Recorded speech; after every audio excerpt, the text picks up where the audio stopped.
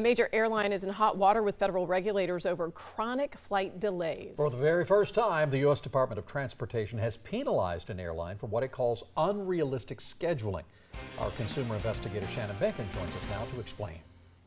Jen Keith, the Department of Transportation says this scheduling practice harms passengers and hurts fair competition across the airline industry. The U.S. Department of Transportation fined JetBlue Airlines $2 million for delays, resulting in at least 145 chronically delayed flights in 2022 and 2023.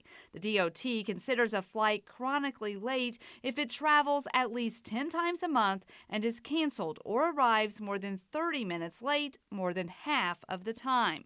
Federal regulators prohibit promising unrealistic schedules that do not reflect actual flight departure or arrival times. Some of the chronically delayed flights noted by the DOT were between Fort Lauderdale and Orlando and JFK airports and between Fort Lauderdale and Windsor Locks, Connecticut. I spoke with travelers today at Tampa International Airport who tell me they're happy to see regulators taking action. Heather Miller of Tampa tells me her American flight was delayed more than an hour and that she has come to expect flights to be late.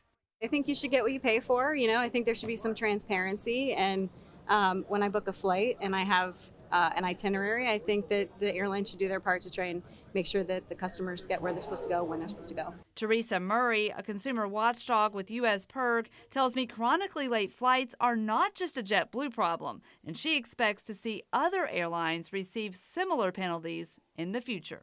If you or I or anybody else books a flight, that we should have reasonable assurance that it's going to happen on time and that the airline isn't intentionally scheduling that flight knowing doggone well that there's a really high likelihood that it won't happen on time. Half of the $2 million penalty will go to impacted JetBlue customers or those who experience future disruptions this year. The other half will go to the U.S. Treasury Department.